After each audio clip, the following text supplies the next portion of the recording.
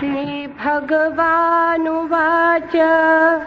नहि कश्चित् क्षणमपि जातु तिष्ठत्य कर्मकृत् कार्यते यवशः कर्म सर्व प्रकृति जय गुणैः।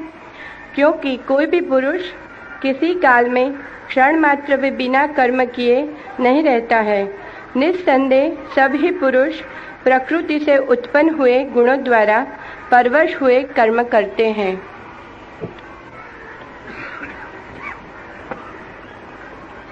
जीवन ही कर्म है। मृत्यु कर्म का अभाव है।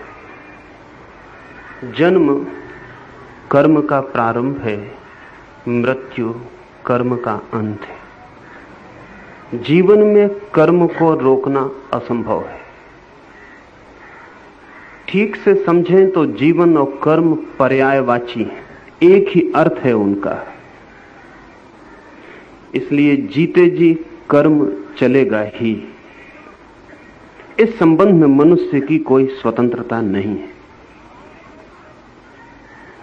सात्र ने अपने एक बहुत प्रसिद्ध वचन में कहा है, man is condemned to be free. आदमी स्वतंत्र होने के लिए परवश है, लेकिन सात्र को शायद पता नहीं कि आदमी कुछ बातों में परतंत्र होने के लिए भी परवश है। जैसे कर्म के संबंध में जीते जी छुटकारा असंभव है। जीने की प्रत्येक क्रिया कर्म है। श्वास भी लूंगा तो भी कर्म होगा, उठूंगा भी, बैठूंगा तो भी कर्म होगा। जीना कर्म की प्रोसेस, कर्म की प्रक्रिया का ही नाम है। इसलिए जो लोग सोचते हैं कि जीते जी कर्म त्याग कर दें, वे सिर्फ असंभव बातें सोच रहे हैं। वो संभव नहीं हो सकता। संभव इतना ही हो सकता है कि वे एक कर्म को छोड़कर दूसरे कर्म को करना शुरू कर दें। जिसे हम ग्रस्त कहते हैं वो एक तरह के कर्म करता है, और जिसे सन्यासी कहते हैं वो दूसरे तरह के कर्म करता है। सन्यासी कर्म नहीं छोड़ पाता, इसमें सन्यासी का कोई कसूर नहीं है। जीवन का स्वभाव ऐसा है। इसलिए जो कर्म छोड़ने की असंभव आकांक्षा करेगा वो पाखंड में और हिपोक्रेसी में गिर जाएगा। इस देश में वैसी दुर्घटना घटी, कृष्ण की बात नहीं सुनी गई। यद्यपि आप कहेंगे गीता से ज्यादा कुछ भी नहीं पढ़ा गया है, लेकिन साथ ही मैं ये भी कहूंगा गीता से कम कुछ भी नहीं समझा गया है। अक्सर ऐसा होता है कि जो बहुत पढ़ा जाता है उसे हम समझना बंद कर देते हैं। बहुत बार पढ़ने से ऐसा लगता है बात समझ में आ गई, स्मरण हो जाने से लगता है समझ में आ गई। स्मृति ही ज्ञान मालूम होने लगती है। गीता कंठस्थ है और पृथ्वी पर सर्वाधिक पढ़ी गई किताबों में से एक है, लेकिन सबसे कम समझी गई किताबों में से भी। जैसे यही बात, कर्म नहीं छोड़ा जा सकता, फिर भी इस देश का सन्यासी हजारों साल से कर्म छोड़ने की असंभव चेष्टा कर रहा है। कर्म नहीं छूटा, सिर्फ निठल्लापन पैदा हुआ है। कर्म नहीं छूटा, सिर्फ निष्क्रियता पैदा हुई है। और निष्क्रियता का अर्थ है व्यर्थ कर्मों का जाल, जिनसे कुछ फलित भी नहीं होता, लेकिन कर्म जारी रहते हैं। पाखंड उपलब्ध हुआ है। जो कर्म को छोड़कर भागेगा, उसकी कर्म की ऊर्जा व्यर्थ के कामों में सक्रिय हो जाती है। दो तरह से लोग कर्म को छोड़ने की कोशिश करते हैं। दोनों ही एक सी भ्रांतियां हैं। एक कोशिश सन्यासी ने की है कर्म को छोड़ने की, कि सब छोड़ दे, कुछ ना करे, लेकिन कुछ न करने का मतलब सिर्फ आत्मघात हो सकता है, और आत्मघात भी करना पड़ेगा, वो भी अंतिम कर्म होगा। एक और रास्ता है जिससे कर्म छोड़ने की आकांक्षा की जाती रही है, वो भी समझ लेना जरूरी। पूरब ने सन्यासी के रास्ते से कर्म त्याग की कोशिश की है और असफल हुआ है, कृष्ण की बात नहीं सुनी गई। पश्चिम ने दूसरे ढंग से कर्म को छोड़ने की कोशिश की है, और वो ये है कि यदि यंत्र सारे काम कर दें तो आदमी कर्म से मुक्त हो जाए। अगर सारा काम यंत्र कर सके तो आदमी काम से मुक्त हो जाए, कर्म से मुक्त हो जाए, तो परम आनंद को उपलब्ध हो जाएगा। लेकिन पश्चिम दूसरी मुश्किल में पड़ गया है। अब वो मुश्किल यह है कि जितना कम काम आदमी के हाथ में है, उतना आदमी ज्यादा उपद्रव हाथ में लेता चला जा रहा है। वो जो कर्म की ऊर्जा है वो प्रकट होना मांगती है, वो कर्म की ऊर्जा कहीं से प्रकट होगी। इसलिए पश्चिम में छुट्टी के दिन ज्यादा दुर्घटनाएं होंगी, ज्यादा हत्याएं होंगी, ज्यादा चोरियां होंगी, ज्यादा बलात्कार होंगे, क्योंकि छुट्टी के दिन कर्म की ऊर्जा क्या करे। अगर 1 महीने के लिए पूरी छुट्टी दे दी जाए पश्चिम को, तो सारी सभ्यता 1 महीने में नष्ट हो जाएगी और नीचे गिर जाएगी। इसलिए पश्चिम के विचारक अब परेशान हैं कि आज नहीं कल यंत्र के हाथ में सारा काम चला जाएगा, फिर हम आदमी को कौन सा काम देंगे। और अगर आदमी को काम न मिला तो आदमी कुछ तो करेगा ही, और वो कुछ खतरनाक हो सकता है। अगर वो काम का ना हुआ तो आत्मघाती हो सकता है। कृष्ण की बात पश्चिम में भी नहीं सुनी गई। असल में कृष्ण की बात किसी ने भी नहीं सुनी कि कर्म से छुटकारा नहीं है, क्योंकि जीवन और कर्म एक ही चीज के 2 नाम है। सिर्फ एक बात हो सकती है। इसका यह मतलब नहीं है कि हम जैसे जी रहे हैं और जो कर रहे हैं वैसे ही जीते रहें और वैसे ही करते चले जाएं। अगर ऐसा कोई समझता है तो उसे भी कृष्ण की बात सुनाई नहीं पड़ी। कृष्ण ये कह रहे हैं कर्म को बदलने की उतनी फिक्र मत करो, कर्ता को बदलने की फिक्र करो। असली सवाल ये नहीं है कि क्या तुम कर रहे हो, क्या नहीं कर रहे हो। असली सवाल ये है कि तुम क्या हो और क्या नहीं हो। असली सवाल डूइंग का नहीं, बीइंग का है। असली सवाल यह है कि भीतर तुम क्या हो। अगर तुम भीतर गलत हो तो तुम जो भी करोगे उससे गलत फलित होगा, और अगर तुम भीतर सही हो तो तुम जो भी करोगे उससे सही फलित होगा। कर्म का प्रश्न नहीं है, वो भीतर जो व्यक्ति है, चेतना है, आत्मा है, कर्म उससे ही निकलते हैं, उससे ही फलते फूलते हैं। उस चेतना, उस आत्मा का सवाल है। और वो आत्मा बीमार है एक बहुत बड़ी बीमारी से। लेकिन वो बड़ी बीमारी हमें लगता है कि हमारा बड़ा स्वास्थ्य है। वो आत्मा बीमार है मैं के भाव से, इगोइज्म से। मैं हूं, यही आत्मा की बीमारी है। कभी शायद आपने ख्याल ना किया हो, अगर शरीर पूरा स्वस्थ हो तो आपको शरीर का पता नहीं चलता। ठीक से समझा जाए तो स्वास्थ्य का एक ही प्रमाण होता है कि शरीर का पता ना चलता हो, बॉडी लेसनेस हो जाए। आपके सिर में दर्द होता है तो सिर का पता चलता है, अगर सिर में दर्द ना हो तो सिर का पता नहीं चलता। और अगर सिर का थोड़ा भी पता चलता हो तो समझना कि थोड़ा ना थोड़ा सिर बीमार है। अगर पैर में पीड़ा हो तो पैर का पता चलता है, पांव में कांटा गड़ा हो तो पांव का पता चलता है। जहां भी वेदना है वहीं बोध है, जहां वेदना नहीं वहां बोध नहीं। जहां वेदना है वहीं चेतना सघन हो जाती है, और जहां वेदना नहीं है वहां चेतना विदा हो जाती। ये वेदना शब्द भी बहुत अद्भुत है, इसके 2 अर्थ होते हैं। इसका अर्थ ज्ञान भी होता और दुख भी होता। हमारे पास शब्द है वेद, वेद का अर्थ होता है ज्ञान। वेद से ही वेदना बना है। वेदना का एक अर्थ तो होता है ज्ञान, बोध, कॉन्शसनेस, और एक अर्थ होता है पीड़ा, दुख। ये अकारण अर्थ नहीं होता इस शब्द का। असल में जहां पीड़ा है वहीं बोध टिक जाता है। अगर पैर में कांटा गड़ा है तो सारा बोध, सारी अटेंशन वहीं उसी कांटे पर पहुंच जाती है। अगर शरीर में कहीं भी कोई पीड़ा नहीं है तो शरीर का बोध मिट जाता है, बॉडी कॉन्शसनेस चली जाती है, शरीर का पता ही नहीं चलता। विदेह हो जाता है आदमी अगर शरीर स्वस्थ हो। ठीक ऐसे ही अगर आत्मा स्वस्थ हो तो मैं का पता नहीं चलता। मैं का पता चलता है तभी तक जब तक आत्मा बीमार है। इसलिए जो आत्मा के तल पे स्वस्थ हो जाते हैं वे होते तो हैं, लेकिन उन्हें ऐसा नहीं लगता कि मैं हूं, उन्हें ऐसा ही लगता है हूं काफी हो जाता है, मैं विदा हो जाता है। वो मैं भी एक कांटे की तरह चुभता है 24 घंटे, रास्ते पे चलते उठते बैठते, कोई देखे तो कोई ना देखे तो वो मैं का कांटा चुभता रहता है। उस मैं के घाव से भरे हुए हम कर्ता से घिर जाते हैं। वो अर्जुन भी उसी पीड़ा में पड़ा है, उसका मैं सघन होकर उसे पीड़ा दे रहा है। वो कह क्या रहा है? वो ये नहीं कहता है कि युद्ध में हिंसा होगी इसलिए मैं युद्ध नहीं करना चाहता हूं, नहीं, वो ये नहीं कहता। वो कहता है युद्ध में मेरे लोग मर जाएंगे इसलिए मैं युद्ध नहीं करना चाहता हूं।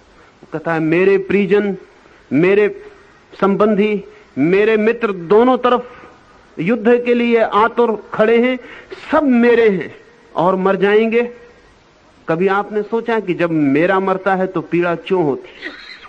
क्या इसलिए पीड़ा होती है कि जो मेरा था वो मर गया, या इसलिए पीड़ा होती है कि मेरा होने की वजह से मेरे मैं का एक हिस्सा था जो मर गया? ठीक से समझेंगे तो किसी दूसरे के मरने से किसी को कभी कोई पीड़ा नहीं होती, लेकिन मेरा है तो पीड़ा होती है, क्योंकि जब भी मेरा कोई मरता है तो मेरे ईगो का एक हिस्सा, मेरे अहंकार का एक हिस्सा बिखर जाता है भीतर, जो मैंने उसके सहारे संभाला था। इसलिए तो हम मेरे को बढ़ाते हैं। मेरा मकान हो, मेरी जमीन हो, मेरा राज्य हो, मेरा पद हो, मेरी पदवी हो, मेरा ज्ञान हो, मेरे मित्र हो, जितना मेरे का विस्तार होता है उतना मेरा मैं मजबूत और बीच में सघन होकर सिंहासन पर बैठ जाता है। अगर मेरा सब विदा हो जाए तो मेरे मैं को खड़े होने के लिए कोई सहारा न रह जाएगा, वो भूमि पर गिरकर टूट जाएगा, बिखर जाएगा। अर्जुन की पीड़ा क्या है? अर्जुन की पीड़ा यह है कि सब मेरे, इसलिए वो बार बार कहता है कि जिनके लिए राज्य जीता जाता, जिनके लिए धन कमाया जाता, जिनके लिए यश की कामना की जाती, वे सब मेरे मर जाएंगे युद्ध में, तो मैं इस राज्य का, इस धन का, इस साम्राज्य का, इस वैभव को पाकर करूंगा भी क्या जब मेरे ही मर जाएंगे? लेकिन उसे भी साफ नहीं है कि मेरे के मरने का इतना डर, मैं के मरने का डर है। जब पत्नी मरती है तो पति भी एक हिस्सा मर जाता है, उतना ही जितना जुड़ा था, उतना ही जितना पत्नी उसके भीतर प्रवेश कर गई थी और उसके मैं का हिस्सा बन गई थी। एकदम से ख्याल में नहीं आता कि हम सब एक दूसरे से अपने मैं के लिए भोजन जुटाते हैं। एक बच्चा हो रहा है, एक मां को, एक स्त्री को बच्चा हो रहा है। जिस दिन बच्चा पैदा होता है उस दिन अकेला बच्चा ही पैदा नहीं होता, उस दिन मां भी पैदा होती। उसके पहले सिर्फ स्त्री थी, बच्चे के जन्म के बाद वो मां है। ये जो मां होना उसमें आया, ये बच्चे के होने से आया है। अब उसके मैं में मां होना भी जुड़ गया। कल ये बच्चा मर जाए तो उसका मां होना फिर मरेगा, अब उसके मैं से फिर मां होना गिरेगा। बच्चे का मरना नहीं अखरता, गहरे में अखरता है, मेरे भीतर कुछ मरता है, मेरे मैं की कोई संपदा छिनती है, मेरे मैं का कोई आधार टूटता है। उपनिषदों ने कहा है कोई किसी दूसरे के लिए दुखी नहीं होता, सब अपने लिए दुखी होते हैं। कोई किसी दूसरे के लिए आनंदित नहीं होता, सब अपने लिए आनंदित होते हैं। कोई किसी दूसरे के लिए जीता नहीं, सब अपने मैं के लिए जीते हैं। हां, जिन जिन से हमारे मैं को सहारा मिलता है वे अपने मालूम पड़ते हैं, और जिन जिन से हमारे मैं को विरोध मिलता है वे पराये मालूम पड़ते हैं। जो मेरे मैं को आसरा देते हैं वे मित्र हो जाते, और जो मेरे मैं को खंडित करना चाहते हैं वे शत्रु हो जाते। इसलिए जिसका मैं गिर जाता उसका मित्र और शत्रु भी पृथ्वी से विदा हो जाता है। उसका फिर कोई मित्र नहीं और फिर कोई शत्रु नहीं, क्योंकि शत्रु और मित्र सभी मैं के आधार पर निर्मित होते हैं।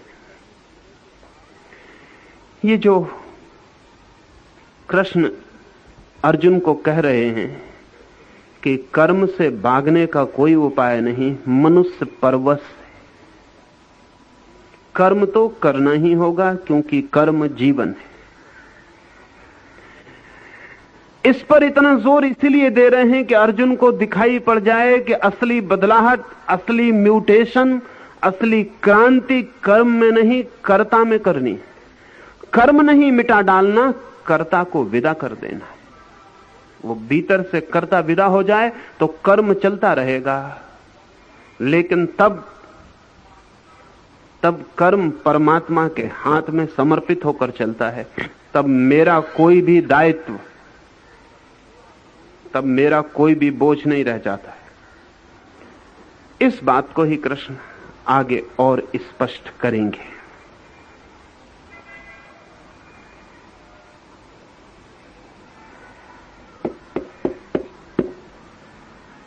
आचार्य जी, 5वें श्लोक पर प्रश्न करने के पहले कल की चर्चा के संबंध में 3 छोटे प्रश्न रह गए हैं।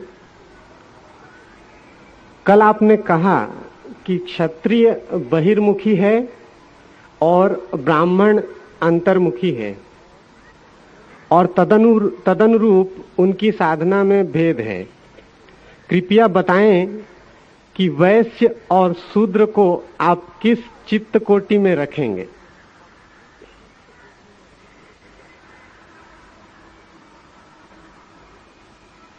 क्षत्रिय बहिर्मुखता का प्रतीक है, ब्राह्मण अंतर्मुखता का प्रतीक है। फिर शूद्र और वैश्य किस कोटि में? 2-3 बातें समझनी होंगी। अंतर्मुखता अगर पूरी खिल जाए तो ब्राह्मण फलित होता है।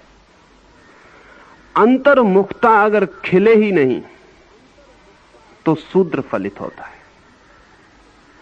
बहिर्मुखता पूरी खिल जाए तो क्षत्रिय फलित होता है, बहिर्मुखता खिले ही नहीं तो वैश्य फलित होता है। इसे ऐसा समझें, एक रेंज है अंतर्मुखी का, एक श्रृंखला है, एक सीढ़ी है। अंतर्मुखता की सीढ़ी के पहले पायदान पर जो खड़ा है वो शूद्र है और अंतिम पायदान पर जो खड़ा है वो ब्राह्मण है। बहिर्मुखता भी एक सीढ़ी है, उसके प्रथम पायदान पर जो खड़ा है वो वैश्य है, उसके अंतिम पायदान पर जो खड़ा है वो क्षत्रिय है। यहां जन्म से क्षत्रिय, वैश्य और शूद्र की मैं बात नहीं कर रहा हूं, मैं व्यक्तियों के टाइप की बात कर रहा हूं। ब्राह्मणों में शूद्र पैदा होते हैं, शूद्रों में ब्राह्मण पैदा होते हैं, क्षत्रियों में वैश्य पैदा हो जाते हैं, वैश्यों में क्षत्रिय पैदा हो जाते हैं।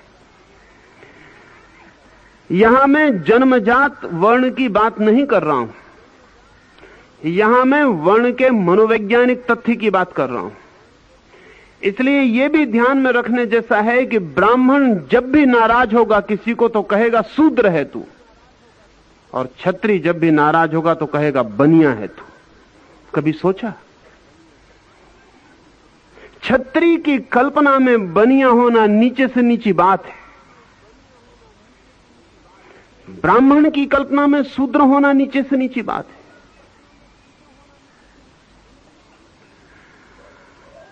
क्षत्रिय की कल्पना अपने ही बहिर्मुखता में जो निम्नतम सीढ़ी देखती है वो वैश्य की है। इसलिए अगर क्षत्रिय पतित हो तो वैश्य हो जाता है, और अगर वैश्य विकसित हो तो क्षत्रिय हो जाता है। इसकी बहुत घटनाएं घटी। और कभी कभी जब कोई व्यक्ति समझ नहीं पाता अपने टाइप को, अपने व्यक्तित्व को, अपने स्वाधर्म को, तो बड़ी मुश्किल में पड़ जाता है। महावीर क्षत्रिय घर में पैदा हुए,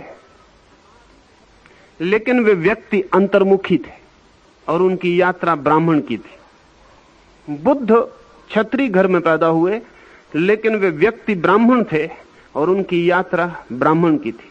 इसलिए बुद्ध ने बहुत जगह कहा है कि मुझसे बड़ा ब्राह्मण और कोई भी नहीं, लेकिन बुद्ध ने ब्राह्मण की परिभाषा और की। बुद्ध ने कहा जो ब्रह्म को जाने वो ब्राह्मण है। बुद्ध और महावीर क्षत्रिय हैं और ब्राह्मण उनका व्यक्तित्व है, जन्म से वो क्षत्रिय हैं। जब महावीर जैसा क्षत्रिय ब्राह्मण की यात्रा पर गया, इंट्रोवर्शन की अंतर यात्रा पर गया, सारे बाहर के जगत को छोड़कर भीतर ध्यान और समाधि में डूबा, स्वभावता महावीर के आसपास क्षत्रियों के ही संबंध थे, मित्र थे, परिजन थे, वो भी महावीर से प्रभावित हुए और महावीर के पीछे यात्रा पर गए। ये बड़े मजे की बात है कि महावीर के पीछे जो क्षत्रिय यात्रा पर गए, अंत में वो वैश्य होकर रह गए। सारा जैन समाज वैश्यों का हो गया। असल में महावीर से प्रभावित होकर जो क्षत्रिय महावीर के पीछे गया था, वो इंट्रोवर्ट नहीं था, वो ब्राह्मण हो नहीं सकता था तो वो क्षत्रिय। महावीर से प्रभावित होकर पीछे चला गया, ब्राह्मण हो नहीं पाया, क्षत्रिय होना मुश्किल हो गया, वैश्य होने का एकमात्र मार्ग रह गया। वो क्षत्रिय होने से नीचे गिरा और वैश्य हो गया। ये होने ही वाला था। ब्राह्मण अंतर्मुखता की श्रेष्ठतम स्थिति है। सभी ब्राह्मण ब्राह्मण नहीं है। अगर ठीक से समझें तो हम सब पैदा तो होते हैं या शूद्र की तरह या वैश्य की तरह, विकसित हो सकते हैं ब्राह्मण की तरह या क्षत्रिय की तरह। पैदा तो हम होते हैं नीचे पायदान पर, विकसित हो सकते हैं। बीज में तो हम या तो होते हैं शूद्र या होते हैं वैश्य। फिर अगर बीज खिल जाए तो बन सकते हैं क्षत्रिय या बन सकते हैं ब्राह्मण। मेरे देखे जन्म से सारे लोग दो तरह के होते हैं, शूद्र और वैश्य। उपलब्धि से, अचीवमेंट से दो तरह के हो जाते हैं, ब्राह्मण और क्षत्रिय।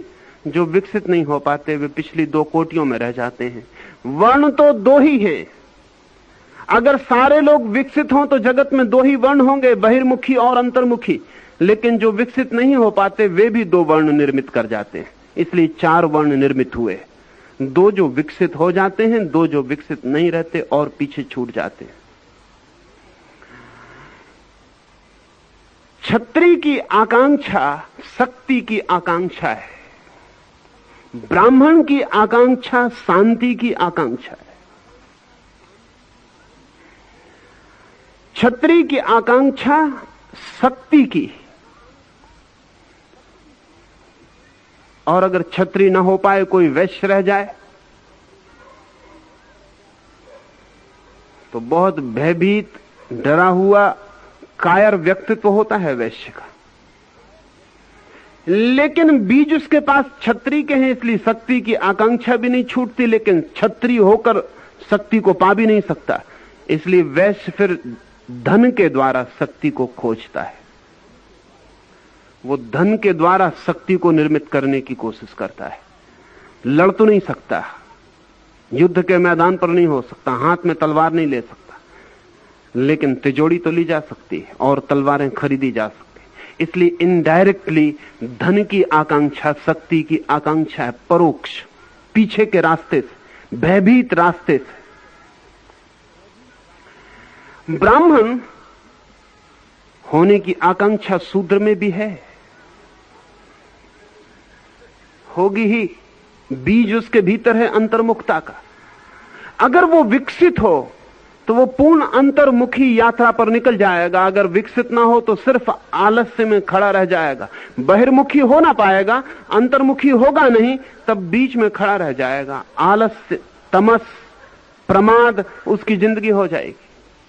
बाहर की यात्रा पर जाएगा नहीं, भीतर की यात्रा पर जा सकता था, जा नहीं रहा है, यात्रा ठहर जाएगी, दोनों यात्राएं ठहर जाएंगी। शूद्र का अर्थ है प्रमादी, शूद्र का अर्थ है सोया हुआ, शूद्र का अर्थ है आलस्य, तमस से गिरा हुआ। शूद्र का अर्थ है जो कुछ भी नहीं कर रहा, न बाहर जा रहा न भीतर जा रहा, जो प्रमाद में, अंधेरे में सोया रह गया है। ये जो मैं कह रहा हूं, ये ध्यान रख लेंगे, ये किसी शूद्र, किसी ब्राह्मण, किसी वैश्य, किसी क्षत्रिय के लिए नहीं कह रहा हूं। ये मनोवैज्ञानिक टाइप के लिए कह रहा हूं इसलिए शूद्र निरंतर ही ब्राह्मण के विपरीत अनुभव करेगा। और अगर आज सारी दुनिया में और विशेषकर इस मुल्क में जिसने कि ये टाइप की मनोवैज्ञानिक व्यवस्था सबसे पहले खोजी थी, शूद्र ने ब्राह्मण के खिलाफ बगावत कर दी। बगावत करने का एक ढंग और भी था। वो ढंग ये था कि शूद्र ब्राह्मण होने की यात्रा पर निकल जाए। वो नहीं हो सका। और अब राम मोहन राय, गांधी और उन सारे लोगों के आधार पर जिनकी कोई मनोवैज्ञानिक समझ नहीं है, शूद्र एक दूसरी यात्रा पर निकला है। वो कह रहा है कि हम ब्राह्मण को भी शूद्र बनाकर रहेंगे। अब हम तो शूद्र नहीं बन सकते, ब्राह्मण नहीं बन सकते, वो बात छोड़ें, लेकिन अब हम ब्राह्मण को भी शूद्र बनाकर रहेंगे। शूद्र ब्राह्मण बने ये हितकर है, लेकिन वो यात्रा आंतरिक यात्रा है।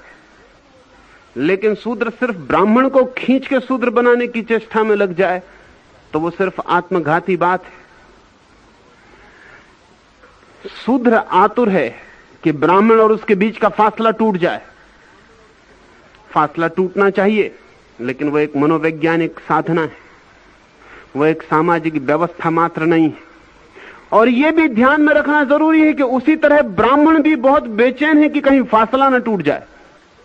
शंकराचार्य पुरी के बहुत बेचैन है कि कहीं फासला न टूट जाए, कहीं ब्राह्मण और शूद्र का फासला न टूट जाए। यह डर भी इसी बात की सूचना है कि अब ब्राह्मण ब्राह्मण नहीं है, अन्यथा फासला टूटने से वो डरने वाला नहीं था। फासला टूट नहीं सकता।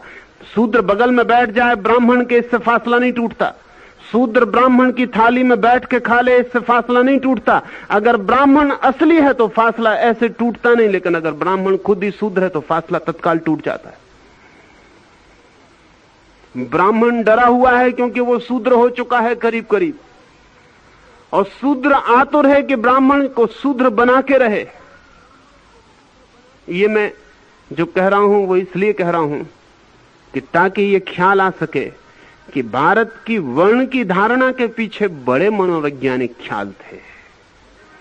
मनोवैज्ञानिक ख्याल यह था कि प्रत्येक व्यक्ति ठीक से पहचान ले कि उसका टाइप क्या है, ताकि उसकी आगे जीवन की यात्रा व्यर्थ यहां वहां न भटक जाए, वो यहां वहां न डोल जाए। वो समझ ले कि वो अंतर्मुखी है कि बहिर्मुखी है, और उस यात्रा पर चुपचाप निकल जाए। एक क्षण भी खोने के योग्य नहीं है, और जीवन का अवसर एक बार खोया जाए तो न मालूम कितने जन्मों के लिए खो जाता है। इसी व्यक्तित्व ठीक से पहचान के साधना में उतरे, ये जरूरी है। इसलिए मैंने कहा, अगर आप बहिर्मुखी हैं तो या तो आप वैश्य हो सकते हैं या क्षत्रिय हो सकते हैं। अंतर्मुखी हैं तो या शूद्र हो सकते हैं या ब्राह्मण हो सकते हैं। ये पोलैरिटीज हैं, ये ध्रुवताएं।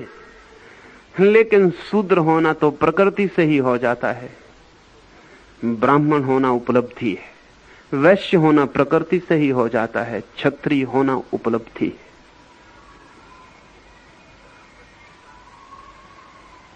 जारी रहने दो। दूसरी बात, कल आपने बताया कि अंतर्मुखी इंट्रोवर्ट व्यक्ति ज्ञान से शून्यत्व को अर्थात निर्वाण को प्राप्त होता है। उसी तरह बहिर्मुखी एक्सट्रोवर्ट व्यक्ति साधना से पूर्णत्व अर्थात ब्रह्म को प्राप्त करता है। तो फिर गीता के 2वें अध्याय के अंतिम श्लोक में श्री कृष्ण ने बताया है ब्रह्म निर्वाणम रिच्छति, यह क्या है? क्या यह दोनों का समन्वय है? समन्वय की जरूरत सत्य को कभी नहीं होती, सिर्फ असत्यों को होती है। सत्य समन्वित है। ब्रह्म निर्वाण ऐसे शब्द के प्रयोग का एक ही मतलब होता है कि कुछ लोग जिसे ब्रह्म कहते, कुछ लोग उसी को निर्वाण कहते हैं। जो शून्य से चलते हैं वे निर्वाण कहते हैं, जो पूर्ण से चलते हैं वे ब्रह्म कहते हैं। लेकिन जिस अनुभूति के लिए ये शब्द प्रयोग किए जा रहे हैं वो एक ही है। ब्रह्म निर्वाण, ब्रह्म की अनुभूति और निर्वाण की अनुभूतियों के बीच समन्वय नहीं है, क्योंकि समन्वय के लिए दो का होना जरूरी है। ब्रह्म निर्वाण एक ही अनुभूति के लिए दिए गए दो नामों का इकट्ठा उच्चार है, सिर्फ इस बात को बताने के लिए कि कुछ लोग उसे निर्वाण कहते और कुछ लोग उसे ब्रह्म कहते हैं, लेकिन वो जो है वो एक ही है। जो लोग विधायक हैं, पॉजिटिव हैं, वे उसे ब्रह्म कहते, जो लोग निगेटिव हैं, नकारात्मक हैं, वे उसे निर्वाण कहते। लेकिन वो जिसे कहते हैं वो एक्स, वो अज्ञात, वो एक ही है। इसलिए कृष्ण ब्रह्म निर्वाण दोनों का एक साथ प्रयोग कर रहे हैं, समन्वय के लिए नहीं, सिर्फ इस बात की सूचना के लिए कि सत्य एक ही है, जिसे जानने वाले बहुत तरह से कहते हैं। और बड़ी से बड़े जो भेद हो सकते हैं उनके कहने के वो दो हो सकते हैं, या तो वो कह दें कि वो शून्य है, या वो कह दें कि वो पूर्ण है। ये अपनी रुचि की, व्यक्तित्व की बात है, ये अपने देखने के ढंग की बात है। और हम जब भी कुछ कहते हैं तो हम उस संबंध में कम कहते हैं जिस संबंध में कह रहे हैं, अपने संबंध में ज्यादा कहते हैं। जब भी हम कुछ कहते हैं तो वो खबर हमारे बाबत होती है कि हम किस तरह के व्यक्ति हैं। हमें जो दिखाई पड़ता है वो गेस्टाल्ट है, उसमें हम भी जुड़ जाते हैं। अब जैसे उदाहरण के लिए कहीं एक गिलास में आधा पानी भरा रखा हो और एक व्यक्ति कमरे के बाहर आके कहे कि गिलास आधा खाली है, और दूसरा आदमी बाहर आके कहे गिलास आधा भरा है। इन दोनों ने दो चीजें नहीं देखी, इन दोनों ने दो चीजें कहीं भी नहीं, लेकिन फिर भी ये दो व्यक्तियों के देखने का ढंग बिल्कुल प्रतिकूल है। एक ने देखा कि आधा खाली है, खाली पर उसकी नजर गई है, भरे पर उसकी नजर नहीं गई। एम्फेटिकली खाली उसे दिखाई पड़ा है, भरा किनारे पर रहा है। खाली बीच में रहा है, सेंटर में, भरा परिधि पर रहा है।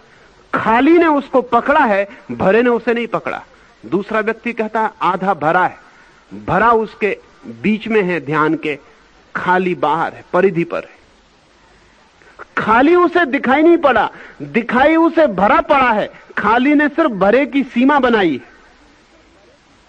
भरा है असली, खाली पड़ोस में है, सिर्फ सीमांत है। तो वो कह रहा है आधा भरा है। और गिलास से पूछे कि गिलास आधा भरा है या आधा खाली है,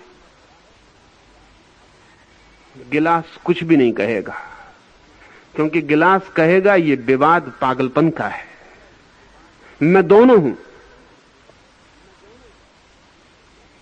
मैं एक साथ दोनों हूं। लेकिन ये दो भी इसलिए कहना पड़ रहा है क्योंकि दो लोगों ने मुझे देखा है। असल में मैं तो जो हूं 20 तक पानी है और 20 तक पानी नहीं है। एक रेखा है जहां मेरा आधा खालीपन और आधा भरापन मिलते हैं। दो आदमियों ने दो तरह से देखा है, वे दो आदमी दो तरह से कहते हैं।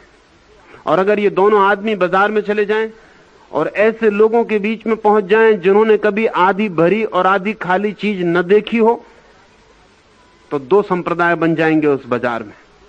एक आधी खाले वालों का संप्रदाय होगा, एक आधी भरे वालों का संप्रदाय होगा, और उनमें भारी विवाद चलेगा और उनके पंडित बड़ा तर्क करेंगे और विश्व विजय की यात्राएं निकालेंगे और झंडे फहराएंगे और शास्त्रों से सिद्ध करेंगे कि सत्य बात क्या है, दूसरा असत्य है। ठीक भी है, जिनको पता ना हो उनके लिए दोनों वक्तव्य एकदम कंट्राडिक्टरी हैं कि गिलास आधा खाली है, खाली है, इस पर ध्यान जाता है। गिलास आधा भरा है, इस पर ध्यान जाता है। एक कहता है खाली है, एक कहता है भरा है। और जिन्होंने देखा नहीं, जिन्हें कुछ पता नहीं, वे कहेंगे इससे ज्यादा विरोधी वक्तव्य क्या हो सकते हैं। ये दोनों अलग अलग बातें हैं, दो में से कोई एक ही सही हो सकता है। इसलिए निर्णय करो कि सही कौन है। ये निर्णय हजारों साल तक चलेगा और कभी नहीं हो पाएगा, क्योंकि वहां सिर्फ एक ही गिलास है जो आधा खाली है और आधा भरा है। दो आदमियों ने देखा है, बस वक्तव्य इसलिए भिन्न हो गए हैं। ब्रह्म निर्वाण दो बातों का समन्वय नहीं है, एक सत्य को उपयोग किए गए दो शब्दों का समवेत प्रयोग है। समन्वय सिर्फ असत्यों में करना पड़ता है, सत्य में समन्वय नहीं हो सकता, क्योंकि सत्य एक है, दूसरा है नहीं जिससे समन्वय करना पड़े। इसलिए जितने लोग समन्वय की बातें करते हैं इन्हें सत्य का कोई भी पता नहीं है। सत्य को समन्वय की कोई भी जरूरत नहीं है। सत्य है ही एक, किससे समन्वय करना है? असत्य से? हाँ, असत्य से करना हो तो हो सकता है, लेकिन सत्य से असत्य का समन्वय कैसे होगा? कोई उपाय नहीं है। और दो सत्य नहीं है कि जिनका समन्वय करना हो। हाँ, एक ही सत्य को बहुत लोगों ने देखा है, बहुत शब्दों में कहा है। वेद शब्दों के हैं, सत्यों के नहीं। आचार्य जी, कल आपने कहा कि कर्ता तो प्रभु है, मनुष्य तो केवल निमित्त मात्र है। तो कोई व्यक्ति जब दुष्कर्म की ओर प्रवृत्त होता है तो क्या दुष्कर्म का कर्ता और प्रेरक भी प्रभु है? और कर्तापन के अभाव से बुरे कर्म का अभिनय करना कहां तक उचित है? अच्छे और बुरे का फासला आदमी का है, परमात्मा का नहीं। और जो अच्छे बुरे में फर्क करता है उससे कभी न कभी बुरा होगा, वो बुरे से बच नहीं सकता है। सिर्फ बुरे से वही बच सकता है जिसने सभी परमात्मा पे छोड़ दिया हो। लेकिन हम कहेंगे एक आदमी चोरी कर सकता है और कह सकता है कि मैं तो निमित्त मात्र हूं।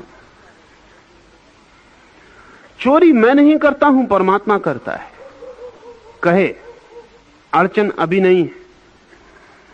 अड़चन जब घर के लोग पकड़ के उसे मारने लगते हैं तब पता चलेगी। क्योंकि अगर वो तब भी यही कहे कि परमात्मा ही मार रहा है और ये घर के लोग करता नहीं है, निमित्त मात्र, तभी पता चलेगा। और ध्यान रहे, जो आदमी कोई दूसरा उसे मार रहा हो और फिर भी जानता हो कि परमात्मा ही मार रहा है, निमित्त मात्र हैं दूसरे, ऐसा आदमी चोरी करने जाएगा, इसकी संभावना नहीं। ये असंभव है, ये बिल्कुल असंभव है। हम बुरा करते ही अहंकार से भरकर हैं। बिना अहंकार के बुरा हम कर नहीं सकते। और जिस क्षण हम परमात्मा को सब कर्तव्य दे देते हैं, अहंकार छूट जाता है, बुरे को करने की बुनियादी आधारशिला गिर जाती। बुरा करिएगा कैसे? कभी आपने ख्याल किया है कि बुरे कर्म को करके तो कोई भी अपने को करता नहीं बताना चाहता? कभी आपने ये ख्याल किया है? एक आदमी चोरी भी करता है तो वो कहता मैंने नहीं की। फंस जाए, हम सिद्ध कर दें, बात अलग, लेकिन अपनी तरफ से वो इंकार ही करता चला जाता है कि मैंने नहीं की। बुरे का कर्ता तो कोई भी होने को राजी नहीं है। और मजा यह है कि बुरा बिना कर्ता के होता नहीं है। उल्टी बात भी ख्याल में ले लें, कोई आदमी 2 पैसा दान दे तो 2 लाख जैसे दान दिया हो ऐसी खबरें उड़ाना चाहता है। ना भी खबर उड़ा पाए, 2 पैसा दान दे तो भी 2 लाख दिया है, इतनी अकड़ से चलना तो चाहता ही। भिखारी भी जानते, अगर आप अकेले मिल जाएं रास्ते पे तो उनको भरोसा कम होता है कि दान मिलेगा। 4 आदमी आपके साथ हो तब उनका भरोसा बढ़ जाता, तब वो आपका पैर पकड़ लेते हैं। तब आप पे भरोसा नहीं होता, 4 आदमियों की मौजूदगी पे भरोसा होता है कि 4 आदमियों के सामने ये आदमी इतनी दीनता प्रकट न कर पाएगा कि कह दे कि नहीं देते। इसलिए भिखारी को अकेला कोई मिल जाए तो काम नहीं सकता, उसे भीड़ में पकड़ना पड़ता है। अच्छा काम आदमी ना भी किया हो तो भी घोषणा करना चाहता है कि मैं करता हूं। और मजा यह है कि जब तक करता होता है तब तक अच्छा काम होता नहीं। अब इस मिस्ट्री को, इस रहस्य को ठीक से समझ लेना चाहिए। कर्ता की मौजूदगी, अहंकार की मौजूदगी ही जीवन में पाप का जन्म है। अहंकार की अनुपस्थिति, गैर मौजूदगी ही जीवन में पुण्य की सुगंध का फैलाव है। इसलिए अगर कोई करता रह के पुण्य भी करे तो पाप हो जाता है। कर नहीं सकता इसलिए हो जाता है, हो ही नहीं सकता। दूसरी बात भी नहीं हो सकती, कोई कर्ता मिट जाए और पाप करे, ये भी नहीं हो सकता। हमने जो फर्क किया है पाप और पुण्य का, अच्छे और बुरे का, वो उन लोगों ने किया है जिनके पास कर्ता मौजूद है, जिनका अहंकार मौजूद है। और इस अहंकार के मौजूद रहते हमें ऐसा इंतजाम करना पड़ा है कि हम बुरे आदमी को बहुत बुरा कहते हैं ताकि अहंकार को चोट लगे। हम अहंकार से ही बुराई को रोकने की कोशिश कर रहे हैं, इसलिए बुराई रुक नहीं पाई, सिर्फ अहंकार बढ़ा है। सारी मॉरलिटी, सारा नीति शास्त्र क्या करता है? वो इतना ही करता है कि आपके अहंकार को ही उपयोग में लाता है बुराई से रोकने के लिए।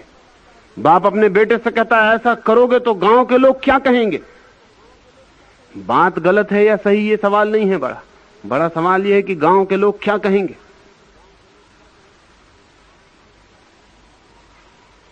कोई आदमी किसी के घर में चोरी करने जाता है तो सोचता है ये नहीं कि चोरी बुरी है, ये कि पकड़ तो ना जाऊंगा। अगर पक्का विश्वास दिला दिया जाए कि नहीं पकड़ोगे, नहीं पकड़े जा सकोगे, तो कितने लोग हैं जो अचोर रह पाएंगे।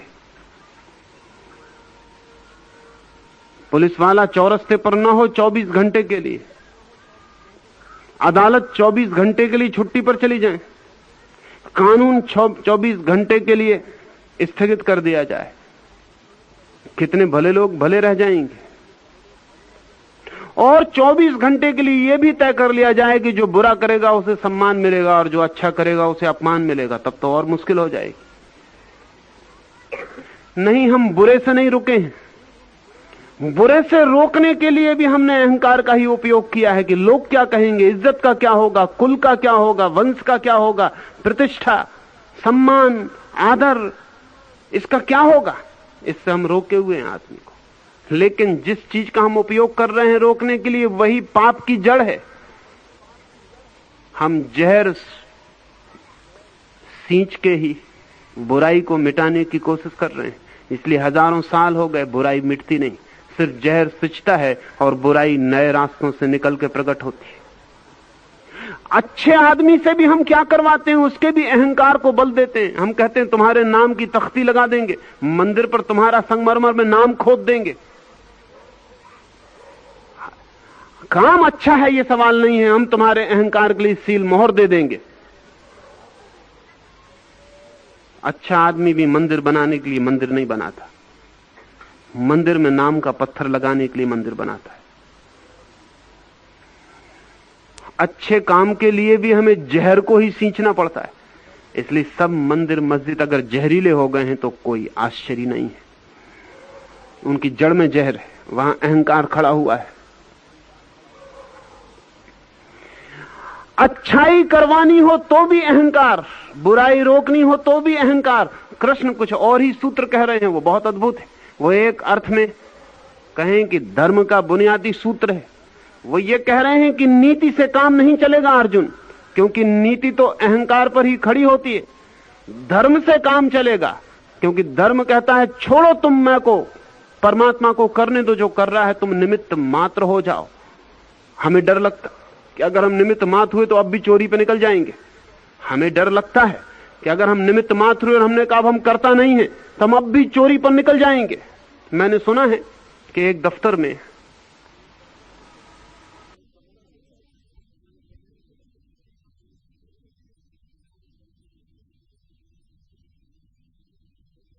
एक मैनेजर को एक बुद्धिमानी की बात सूझी।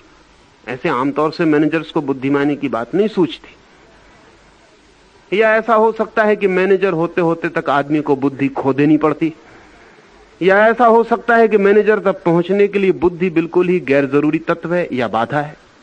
लेकिन एक मैनेजर को बुद्धिमानी सूझी और उसने अपने दफ्तर में एक तख्ती लगा दी। लोग काम नहीं करते थे, टालते थे, पोस्टपोन करते थे, तो उसने एक तख्ती लगा दी, एक वचन किसी संत का लगा दिया, काल करे सो आज कर, आज करे सो अब। जो कल करना चाहता था वो आज कर, और जो आज करना चाहता था वो अभी कर, क्योंकि समय का कोई भरोसा नहीं है कि कल आएगा कि नहीं आएगा। 7 दिन बाद उसके मित्रों ने पूछा तख्ती का क्या परिणाम हुआ। उसने कहा बड़ी मुश्किल में पड़ गया, मेरा सेक्रेटरी टाइपिस्ट को लेकर भाग गया, अकाउंटेंट सारा पैसा लेकर नदारत हो गया है, सब गड़बड़ हो गई है। पत्नी का 7 दिन से कोई पता नहीं चल रहा, चपरासी के साथ भाग गई। दफ्तर में अकेले रह गया हूं कि उन लोगों ने जो जो उन्हें कल करना था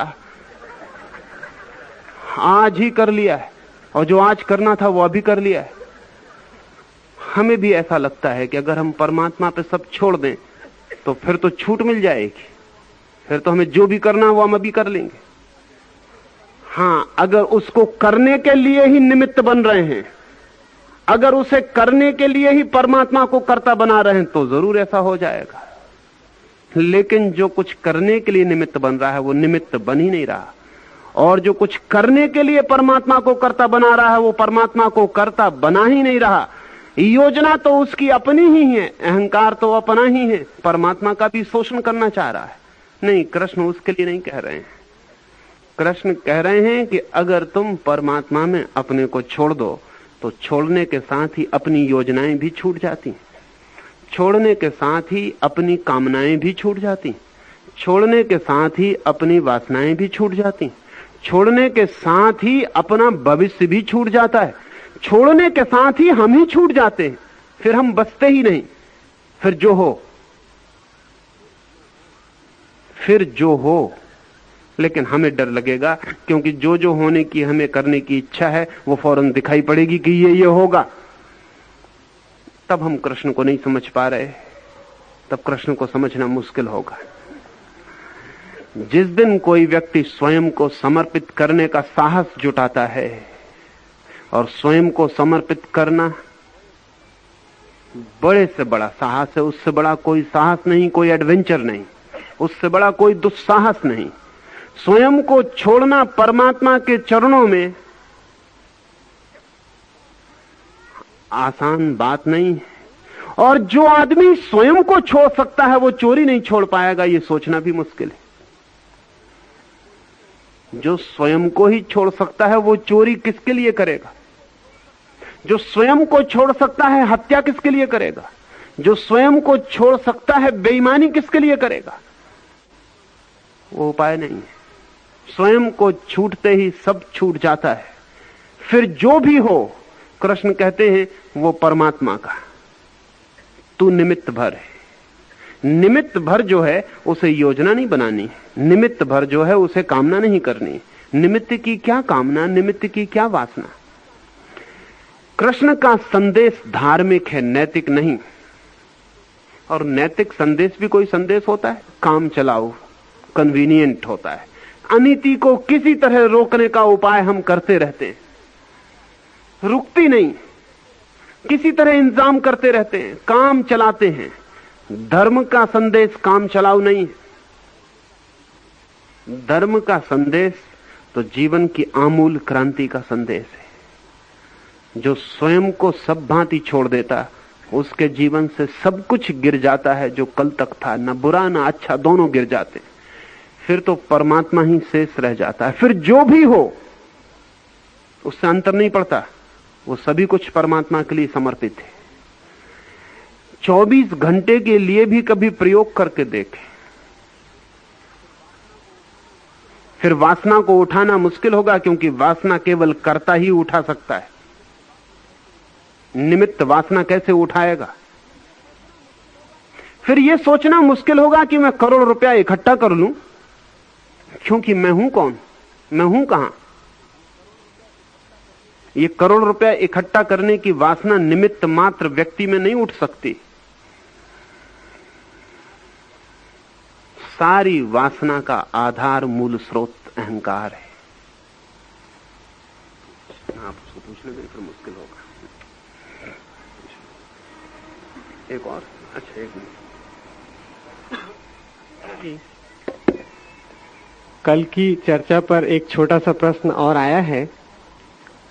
आपने कहा कि 3 बार किसी बात का संकल्प करना कमजोर संकल्प घोषित करता है।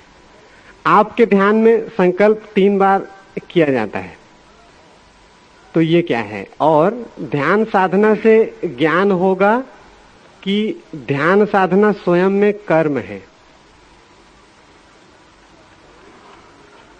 ध्यान के प्रयोग में 3 बार संकल्प किया जाता है, वो भी कम पड़ता है। 300 बार किया जाए तब पूरा पड़े, क्योंकि आप अर्जुन नहीं हैं।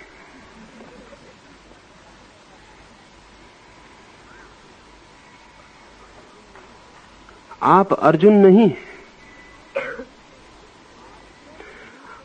आपको 300 बार कहने पर भी 1 बार सुनाई पड़ जाए तो बहुत है। 3 बार इसीलिए कहा जाता है कि शायद 1 आध बार सुनाई पड़ जाए। बहरों के बीच मेहनत अलग तरह की होती है। कृष्ण भीड़ को नहीं बता रहे हैं, और जब मैं ध्यान करवा रहा हूं तो भीड़ को, कृष्ण एक आदमी से बात कर रहे हैं, सीधे आमने सामने। जब मैं हजारों लोगों से कुछ बात कर रहा हूं तो आमने सामने कोई भी नहीं है। दिखाई पड़ते हैं आमने सामने, है कोई भी नहीं। 300 बार भी कहा जाए तो थोड़ा पड़ेगा। आशा यही है कि 300 बार कहने में शायद 1 आध बार आपको सुनाई पड़ जाए। काम तो एक ही बार में हो जाता है, लेकिन वो 1 बार सुनाई पड़ना चाहिए ना। और पूछ रहे हैं कि ध्यान से क्या फलित होगा। अगर बहिर्मुखी व्यक्तित्व है तो ध्यान से वो ब्रह्म की यात्रा पर निकल जाता है। अगर अंतर्मुखी व्यक्तित्व है तो ध्यान से निर्वाण की यात्रा पर निकल जाता है। ध्यान दोनों यात्राओं पर वाहन का काम करता है। इसलिए ध्यान किसी व्यक्ति विशेष के टाइप से संबंधित नहीं है। ध्यान तो ऐसा है जैसे कि आप ट्रेन पर पश्चिम जाना चाहें तो पश्चिम चले जाएं, और पूरब जाना चाहें तो पूरब चले जाएं। ट्रेन नहीं कहती कि कहां जाएं, ट्रेन कहीं भी जा सकती है। ध्यान सिर्फ एक वाहन है। बहिर्मुखी व्यक्ति अगर ध्यान में उतरे तो वो ब्रह्म की यात्रा पर, बहिर यात्रा पर निकल जाएगा, कॉस्मिक जर्नी पे निकल जाएगा, जहां सारा अखंड जगत उसे अपना ही स्वरूप मालूम होने लगेगा। अगर अंतर्मुखी व्यक्ति ध्यान के वाहन पर सवार हो तो अंतर यात्रा पर निकल जाएगा, शून्य में और महाशून्य में, जहां सब बबूले फूट के मिट जाते हैं और महासागर अस्तित्व का शून्य का ही शेष रह जाता है। ध्यान दोनों के काम आ सकता है। ध्यान का टाइप से संबंध नहीं है। ध्यान का संबंध यात्रा के वाहन से है।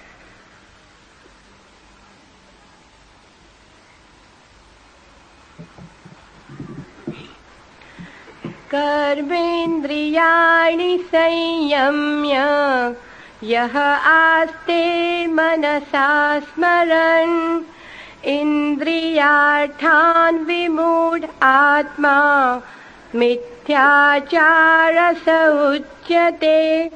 इसलिए जो मूढ़ बुद्धि पुरुष कर्मेंद्रियों को हठ से रोककर इंद्रियों के भोगों को मन से चिंतन करता रहता है, वह मिथ्याचारी अर्थात दंभी कहा जाता है। अद्भुत वचन है।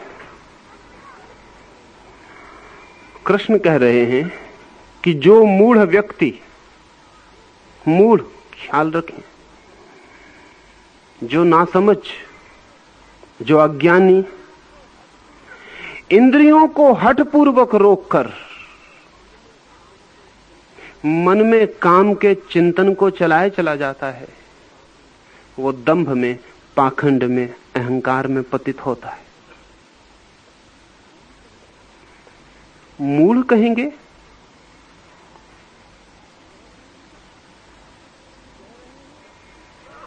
कह रहे हैं ऐसा व्यक्ति मूढ़ है जो इंद्रियों को दमन करता, सप्रेस करता।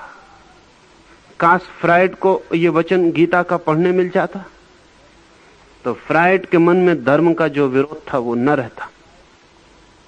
लेकिन फ्राइड को केवल ईसाई दमनवादी संतों के वचन पढ़ने को मिले। उसे केवल उन्हीं धार्मिक लोगों की खबर मिली जिन्होंने जन्नेंद्रियां काट दी ताकि काम वासना से मुक्ति हो जाए। फ्रायड को उन सूरदासों की खबर मिली जिन्होंने आंखें फोड़ दी ताकि कोई सौंदर्य आकर्षित न कर सके। उन विक्षिप्त न्यूरोटिक लोगों की खबर मिली जिन्होंने अपने शरीर को कोड़े मारे, लहू बहाया ताकि शरीर कोई मांग ना करे। जो रात रात सोए नहीं कि कहीं कोई सपना मन को वासना में न डाल दे।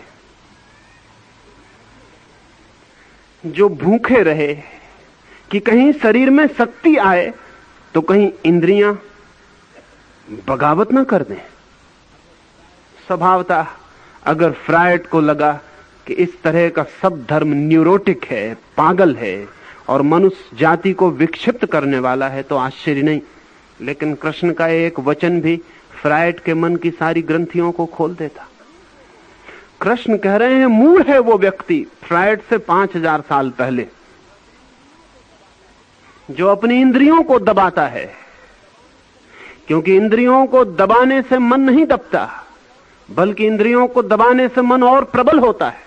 इसलिए मूढ़ है वो व्यक्ति, क्योंकि इंद्रियों का कोई कसूर ही नहीं है, इंद्रियों का कोई सवाल ही नहीं है। असली सवाल भीतर छिपे मन का है। वो मन मांग कर रहा है। इंद्रियां तो केवल उस मन के पीछे चलती हैं, वे तो मन की नौकर चाकर, मन की सेविकाएं, इससे ज्यादा नहीं है। मन कहता है सौंदर्य देखो तो आंख सौंदर्य देखती है, और मन कहता है बंद कर लो आंख तो आंख बंद हो जाती। आंख की अपनी कोई इच्छा है? आंख ने कभी कहा कि मेरी ये इच्छा है? हाथ ने कभी कहा कि छुओ इसे? मन कहता है छुओ तो हाथ छूने चला जाता है, मन कहता है मत छुओ तो हाथ ठहर जाता और रुक जाता। इंद्रियों की अपनी कोई इच्छा ही नहीं है। लेकिन कितनी इंद्रियों को गालियां दी गई हैं, इंद्रियों के खिलाफ कितने वक्तव्य दिए गए, और इंद्रियां बिल्कुल निष्पाप और निर्दोष और इनोसेंट है। इंद्रियों का कोई संबंध नहीं है। कोई इंद्रिय मनुष्य को किसी काम में नहीं ले जाती, मन ले जाता है। और जब कोई इंद्रियों को दबाता है, इंद्रियों को रोकता है, और मन जब इंद्रियों का सहयोग नहीं पाता तो पागल होकर भीतर ही उन चीजों की रचना करने लगता है जो उसने बाहर चाही थी। अगर दिन भर आप भूखे रहे हैं तो रात सपने में आप राजमहल में आमंत्रित हो जाते। मन ने इंतजाम किया, मन ने कहा कि ठीक।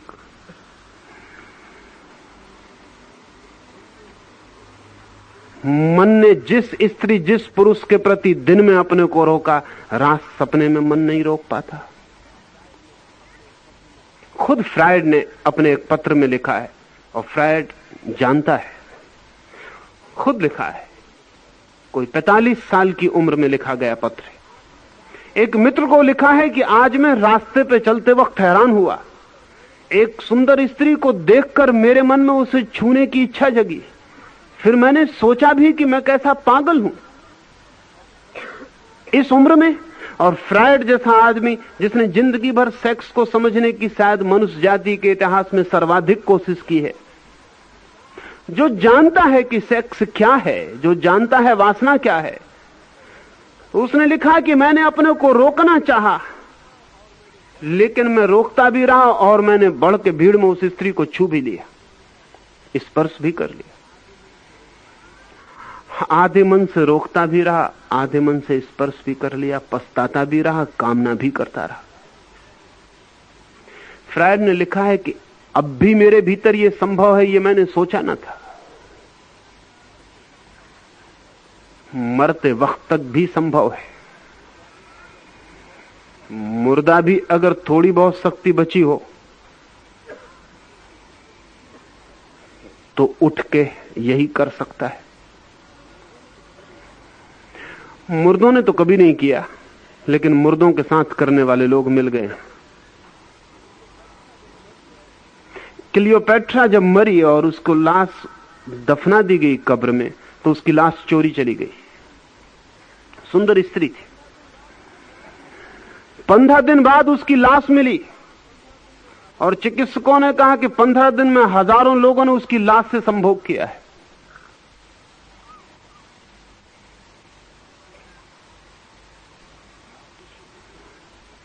लाशों से भी संभोग होता है। अगर लाशें भी उठाएं तो वो भी कर सकती। कृष्ण कह रहे हैं कि बाहर से दबा लोगे इंद्रियों को। इंद्रियों का तो कोई कसूर नहीं, इंद्रियों का कोई हाथ नहीं, इररिलेवेंट है, इंद्रियां असंगत हैं, उनसे कोई वास्ता ही नहीं है। सवाल है मन का। रोक लोगे इंद्रियों को, ना करो भोजन, आज कर लो उपवास, मन दिन भर भोजन किए चला जाएगा। ऐसे मन 2 ही बार भोजन कर लेता है दिन में, उपवास के दिन भर करता रहता है। ये जो मन है, मूढ़ है वो व्यक्ति जो इस मन को समझे बिना, इस मन को बदले बिना केवल इंद्रियों के दबाने में लग जाता है। और उसका परिणाम क्या होगा? उसका परिणाम होगा कि वो दंभी हो जाएगा। वो दिखावा करेगा कि देखो मैंने संयम साध लिया, देखो मैंने संयम पा लिया, देखो मैंने तप को उपलब्ध हुआ, देखो ऐसा हुआ ऐसा हुआ। वो बाहर से सब दिखावा करेगा और भीतर बिल्कुल उल्टा और विपरीत चलेगा। अगर हम साधुओं के, तथाकथित साधुओं के, सो कॉल्ड साधुओं के, और उनकी ही संख्या बढ़ी है, वही है 99%, अगर उनकी खोपड़ियों को खोल सकें और उनके हृदय के द्वार खोल सकें तो उनके भीतर से शैतान निकलते हुए दिखाई पड़ेंगे। अगर हम उनके मस्तिष्क के सेल्स को तोड़ सकें और उनसे पूछ सकें कि तुम्हारे भीतर क्या चलता है, तो जो चलता है वो बहुत घबराने वाला है। ठीक विपरीत है, जो बाहर दिखाई पड़ता है उससे ठीक उल्टा भीतर चलता चला जाता है। कृष्ण इसे मूढ़ता कह रहे हैं, क्योंकि जो भीतर चलता है वही असली है, जो बाहर चलता है उसका कोई मूल्य नहीं है। धर्म का दिखावे से, एग्जीबिशन से कोई संबंध नहीं है। धर्म का प्रदर्शन से क्या संबंध है? धर्म का होने से संबंध है। हो सकता है बाहर कुछ उल्टा भी दिखाई पड़े तो कोई फिक्र नहीं, भीतर ठीक चलना चाहिए। बाहर भोजन भी चले तो कोई फिक्र नहीं, भीतर उपवास होना चाहिए। लेकिन होता उल्टा है, बाहर उपवास चलता है, भीतर भोजन चलता है। बाहर स्त्री भी पास में बैठी रहे तो कोई हर्ज नहीं, पुरुष भी पास में बैठा रहे तो कोई हर्ज नहीं। भीतर स्वयं के अतिरिक्त और कोई भी नहीं होना चाहिए। लेकिन होता उल्टा है। बाहर आदमी मंदिर में बैठा है, मस्जिद में बैठा है, गुरुद्वारे में बैठा है, और भीतर उसके गुरुद्वारे में, खुद के गुरुद्वारे में कोई और बैठे हुए, वो चल रहे हैं।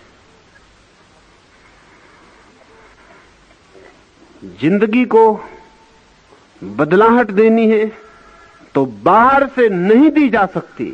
जिंदगी को बदलाहट देनी है तो वो भीतर से ही दी जा सकती है।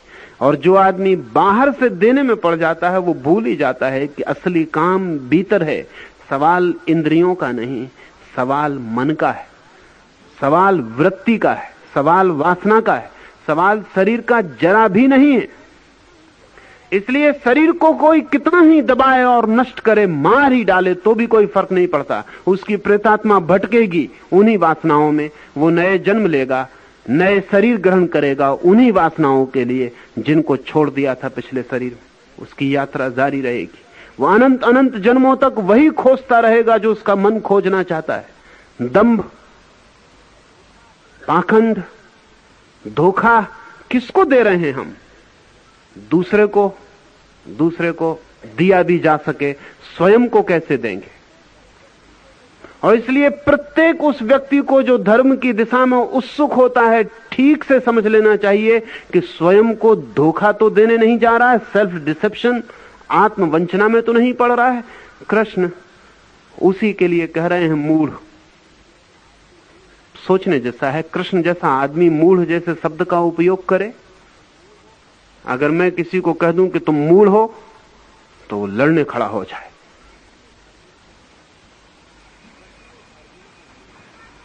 कृष्ण ने अर्जुन को मूढ़ कहा, उन सबको मूढ़ कहा। एक आगे के सूत्र में तो अर्जुन को महामूढ़ कहा कि तू बिल्कुल महामूर्ख। फिर भी अर्जुन लड़ने खड़ा नहीं हो गया। कृष्ण जो कह रहे हैं वो फैक्चुअल है, कंडेमनेटरी नहीं है। कृष्ण जो कह रहे हैं वो मूल शब्द का उपयोग किसी की निंदा के लिए नहीं है, तथ्य की सूचना के लिए। मूल हैं जगत में, कहना पड़ेगा, उन्हें मूल ही कहना पड़ेगा। अगर सज्जनता और शिष्टाचार के कारण उन्हें कहा जाए कि हे बुद्धिमानों, तो बड़ा अहित होगा। लेकिन कृष्ण जैसी हिम्मत के धार्मिक लोग अब नहीं रह गए। अब तो धार्मिक आदमी के पास कोई भी जाए तो उसको मूढ़ नहीं कह सकता। धार्मिक आदमी ही नहीं रहा। जैन फकीर होते हैं जापान में तो डंडा पास में रखते हैं, जरा गलत सलत पूछा तो एक सिर पर डंडा भी लगाते हैं।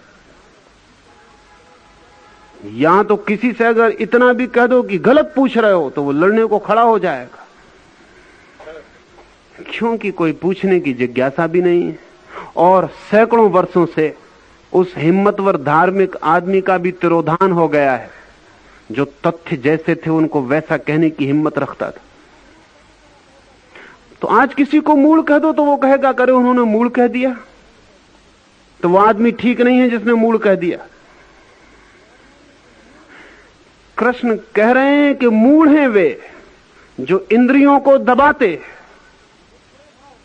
दमन करते, रिप्रेस करते, और परिणामतः भीतर जिनका चित्त उन्हीं वासनाओं में परिभ्रमण करता है, तूफान लेता है, आंधियां बन जाता है।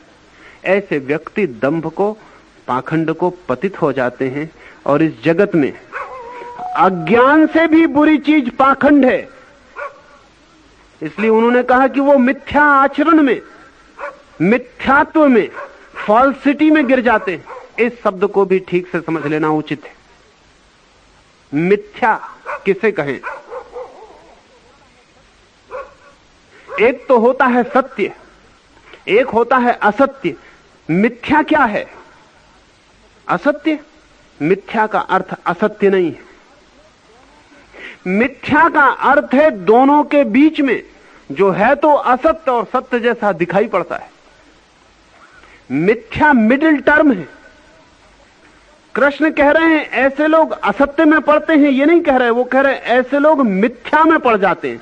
मिथ्या का मतलब दिखाई पड़ते हैं बिल्कुल ठीक हैं और बिल्कुल ठीक होते नहीं। ऐसे धोखे में पड़ जाते हैं। बाहर से दिखाई पड़ते हैं बिल्कुल सफेद हैं और भीतर बिल्कुल काले होते हैं। अगर बाहर भी काले हों तो वो सत्य होगा, अगर भीतर भी सफेद हों तो वो सत्य होगा। इसको क्या कहें? ये मिथ्या स्थिति है, ये इल्यूजरी स्थिति है। हम और तरह की शक्ल बाहर बना लेते हैं और भीतर कुछ और चलता चला जाता। इस मिथ्या में जो पड़ता है वो अज्ञानी से भी गलत जगह पहुंच जाता, क्योंकि अज्ञान में पीड़ा है। गलत का बोध हो और मुझे पता हो कि मैं गलत हूं तो मैं अपने को बदलने में भी लगता हूं। मुझे पता हो कि मैं बीमार हूं तो मैं चिकित्सा का भी इंतजाम करता हूं, मैं चिकित्सक को भी खोजता हूं, मैं निदान भी करवाता हूं। लेकिन मैं हूं बीमार और मैं घोषणा करता हूं कि मैं स्वस्थ हूं, तब कठिनाई और भी गहरी हो जाती है। अब मैं चिकित्सक को भी नहीं खोजता, अब मैं निदान भी नहीं करवाता, अब मैं डायग्नोसिस के पास भी नहीं फटकता।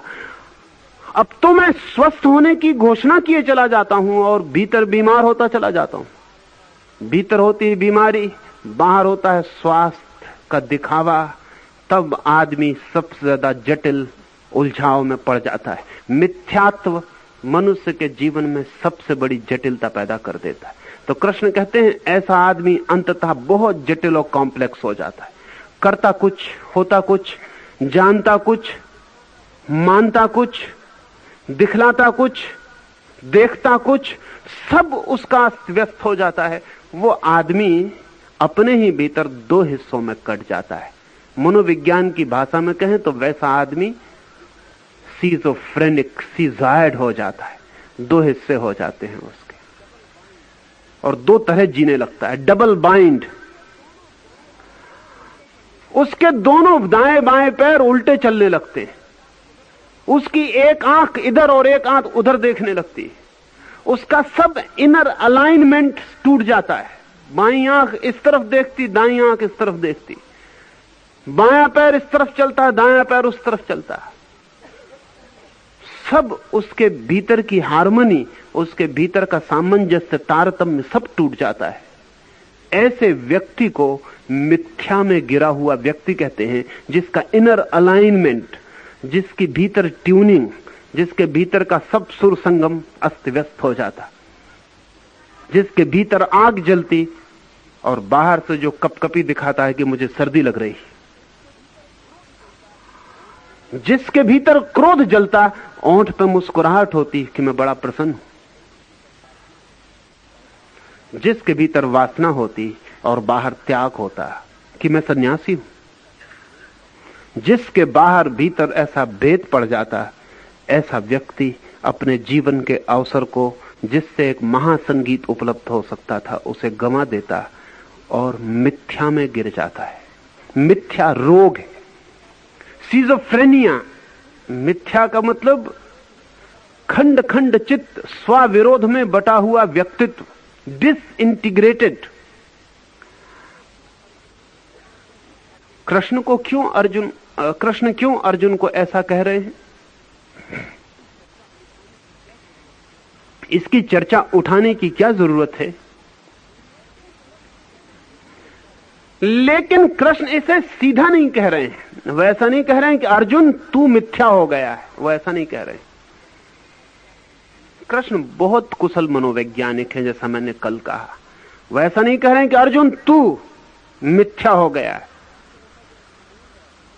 ऐसा कह रहे हैं कि ऐसा व्यक्ति मूढ़ है अर्जुन, जो इस भांति मिथ्या में पड़ जाता। वो अर्जुन को भली भांति जानते हैं।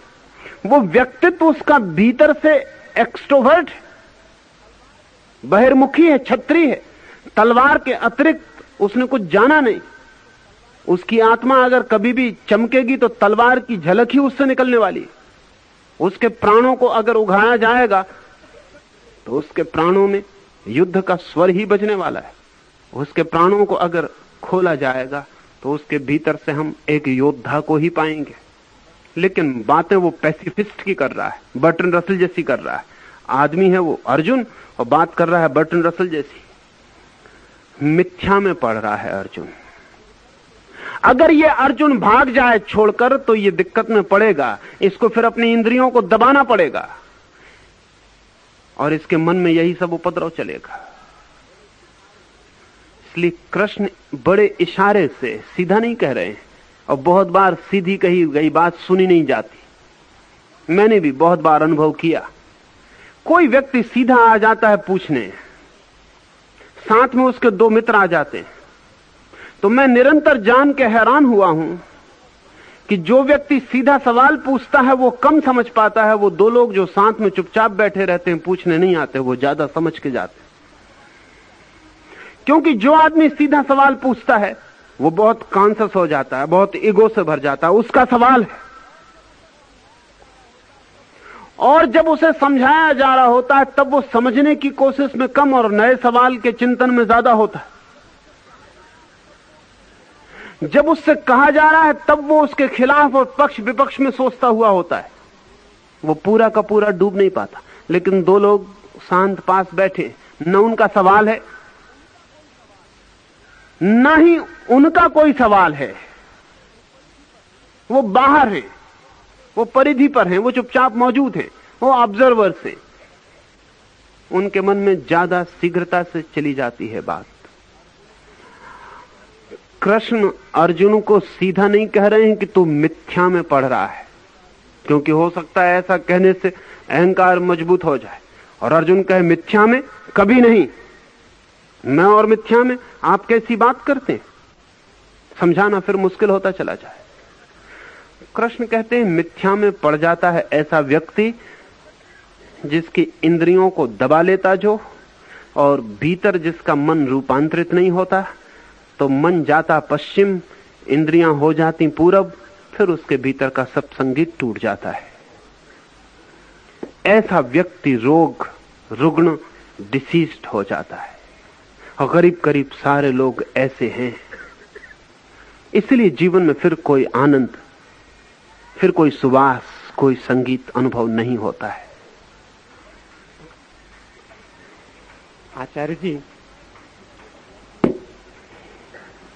पिछले श्लोक में श्री कृष्ण अर्जुन को कहते हैं कि क्षण मात्र भी बिना कर्म किए आदमी नहीं रह सकता है और सब लोग प्रकृति के गुणों द्वारा परवश हुए कर्म करते हैं। तो शरीर व इंद्रियों की प्राकृतिक क्रियाओं को कर्म क्यों कहा गया है? कर्म और क्रिया क्या अलग नहीं है? इसे समझाएं।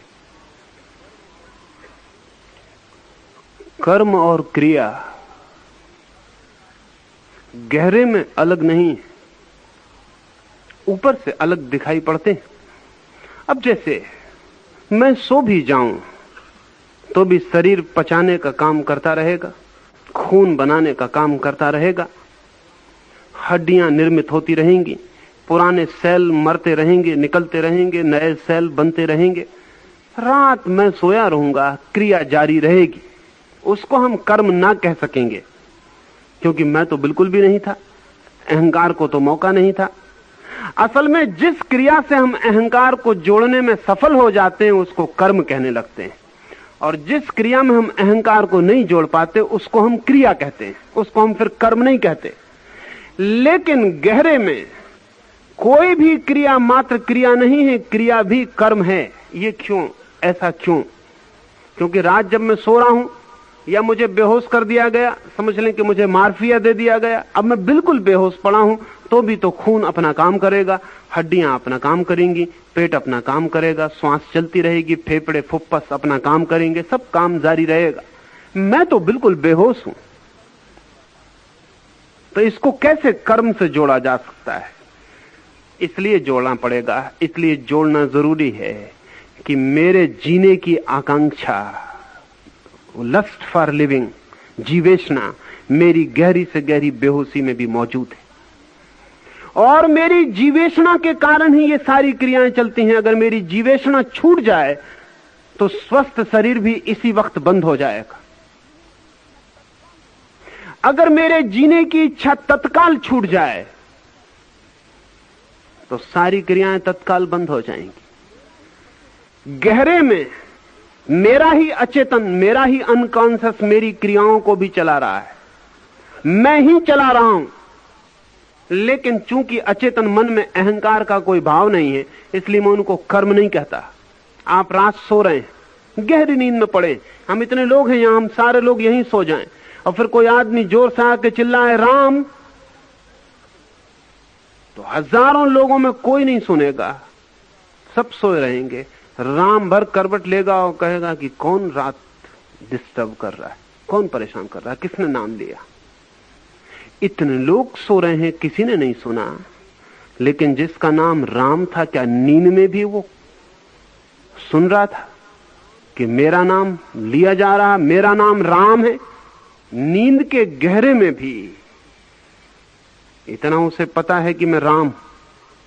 नींद में भी एक मां है, तूफान चल रहा हो बाहर, आंधी बह रही हो, बर्फ पड़ रही हो, वर्षा हो रही हो, बिजली कड़क रही हो, उसे पता नहीं चलता। उसका छोटा सा बच्चा इतनी कड़कती बिजली में गूंजते बादलों के बीच जरा सा रोता है, करवट लेता है, वो जाग जाती। जरूर कोई मन का हिस्सा पहरा दे रहा है। रात के गहरे में भी तूफान को नहीं सुनता, लेकिन बच्चे की आवाज सुनाई पड़ जाती। हिप्नोटिस्ट कहते हैं, जो लोग सम्मोहन की गहरी खोज करते हैं, वो कहते हैं कि कितना ही किसी आदमी को सम्मोहित, हिप्नोटाइज कर दिया जाए, लेकिन उससे भी गहरे में उसकी इच्छा के विपरीत काम नहीं करवाया जा सकता। जैसे एक सती स्त्री को, जिसके मन में एक पुरुष के अलावा दूसरे पुरुष का कभी कोई ख्याल नहीं आया, कठिन है, बहुत अस्वाभाविक है, बहुत करीब करीब असंभव है। इसीलिए तो सती का मूल्य भी है। अगर बहुत सरल, संभव और स्वाभाविक होता तो इतना मूल्य नहीं हो सकता था। अगर उसे हिप्नोटाइज किया जाए, बेहोश कर दिया जाए, कोई मैक्सकोली या कोई उसे बेहोश कर दे पूरा, और गहरी बेहोशी में उससे कहे नाचो वो नाचे, उससे कहे दूध दोहो वो दूध दोहे, उससे कहे कि भागो वो भागे, लेकिन उससे कहे कि इस पुरुष को आलिंगन करो, फौरन हिप्नोटिज्म टूट जाएगा, फौरन बेहोशी टूट जाएगी। वो स्त्री खड़ी हो जाएगी कि आप क्या बात कह रहे हैं। भागती थी, दौड़ती थी, रोती थी, हंसती थी, ये सब करती थी, लेकिन कहा इस पुरुष का आलिंगन करो। आलिंगन नहीं होगा, सम्मोहन टूट जाएगा। क्यों? इतने गहरे में भी, इतने अचेतन में भी उसकी जो गहरी से गहरी मनोभावना है वो मौजूद है। नहीं, ये नहीं हो सकता।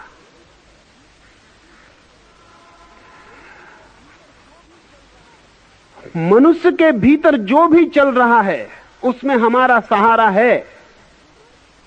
सहारे का मतलब हमारी गहरी आकांक्षा है कि हम जिएं, इसलिए नींद में भी जीने का काम चलता है, बेहोशी में भी चलता है।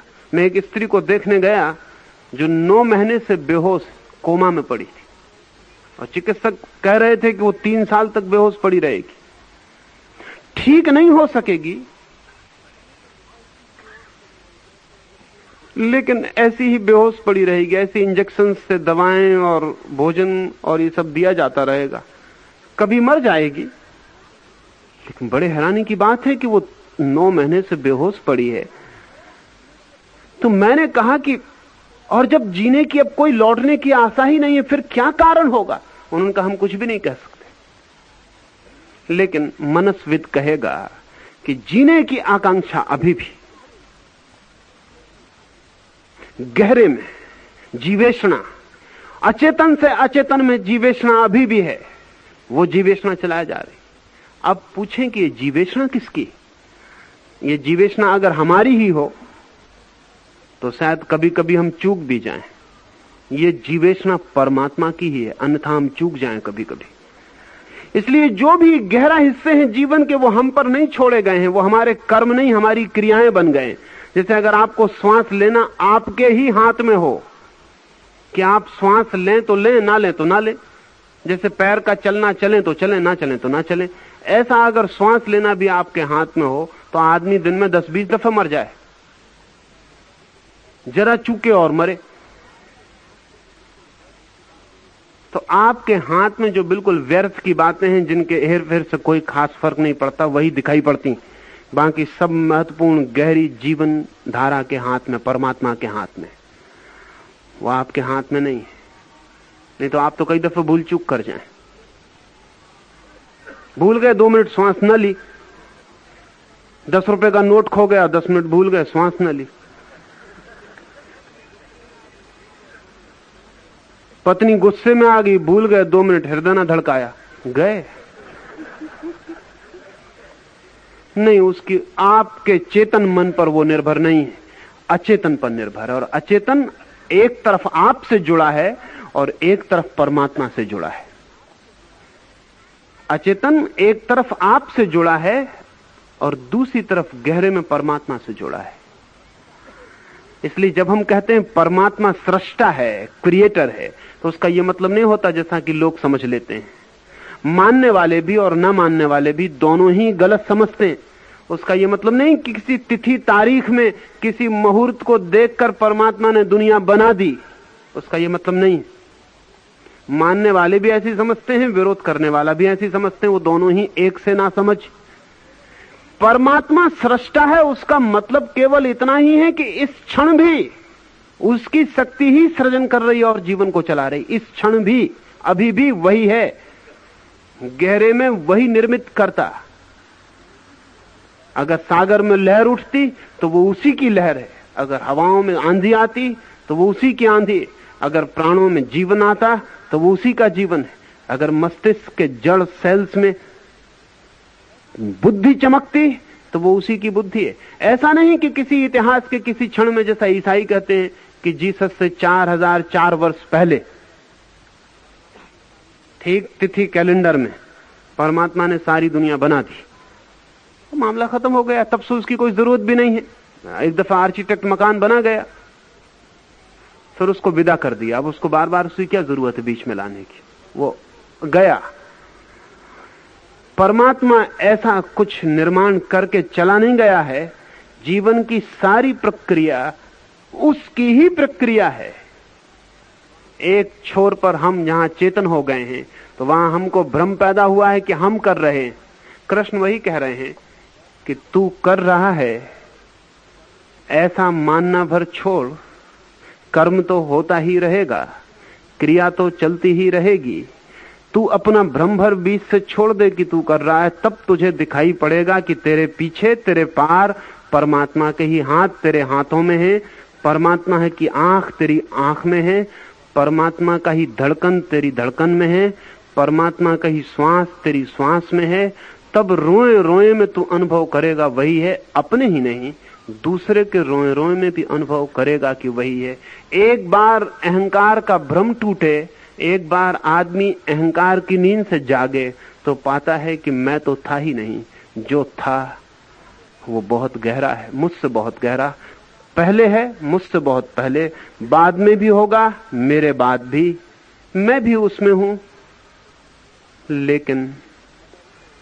लेकिन मेरा मैं, लहर को आ गया अहंकार है। लेकिन अहंकार आ जाए तो भी लहर सागर से अलग नहीं हो जाती, होती तो सागर में ही है। लहर अगर सोचने भी लगे कि मैं उठ रही हूं तो भी लहर नहीं उठती, उठता तो सागर ही है। और लहर सोचने लगे कि मैं चल रही हूं तब भी चलती नहीं, चलता तो सागर ही है। और लहर गिरती है और सोचने लगे मैं गिर रही हूं तब भी लहर गिरती नहीं, गिरता तो सागर ही है। और इस पूरे वहम में, इस पूरे भ्रम में जब लहर होती तब भी वो होती सागर ही है। इतना ही कृष्ण कह रहे हैं कि तू पीछे देख, गहरे देख, ठीक से देख, करना तेरा नहीं है, करना उसका है। तू नाहक बीच में मैं को खड़ा कर रहा है, उस मैं को जाने दे। एक छोटी सी कहानी और अपनी बात आज की बात में पूरी करूं। मैंने सुना है कि एक आदमी परदेश में गया है, वहां की भाषा नहीं जानता, अपरिचित है, किसी को पहचानता नहीं। एक बहुत बड़े महल के द्वार पर खड़ा है, लोग भीतर जा रहे हैं, वो भी उनके पीछे भीतर चला गया है। वहां देखा कि बड़ा सा सामान है, लोग भोजन के लिए बैठ रहे, तो वो भी बैठ गया है, भूख उसे जोर से लगी है। बैठते ही थाली बहुत बहुत भोजनों से भरी उसके सामने आ गई तो उसने भोजन भी कर लिया। उसने सोचा कि ऐसा मालूम पड़ता है सम्राट का महल है और कोई भोज चल रहा है, अतिथि आ जा रहे हैं। वो उठ के धन्यवाद देने लगा है जिस आदमी ने भोजन ला के रखा है, उसे बहुत झुक झुक के सलाम करता है। लेकिन वो आदमी उसके सामने, वो आदमी उसे बिल देता है कि पैसे चुकाओ। वो सोचता है कि शायद मेरे धन्यवाद का प्रत्युत्तर दिया जा रहा है। वो बिल लेके खीसे में रख के फिर धन्यवाद देता है कि बहुत बहुत खुश हूं कि मेरे अजनबी आदमी को इतना स्वागत, इतना सम्मान दिया, इतना सुंदर भोजन दिया, मैं अपने देश में जाके प्रशंसा करूंगा। लेकिन वो बैरा को समझ नहीं पाता, वो उसे पकड़ के मैनेजर के पास ले जाता है। वो आदमी सोचता है कि शायद मेरे धन्यवाद से सम्राट का प्रतिनिधि इतना प्रसन्न हो गया है कि शायद किसी बड़े समझता है धन्यवाद का उत्तर दिया जा रहा है। वो फिर धन्यवाद देता है, तब मैनेजर उसे अदालत में भेज देता है।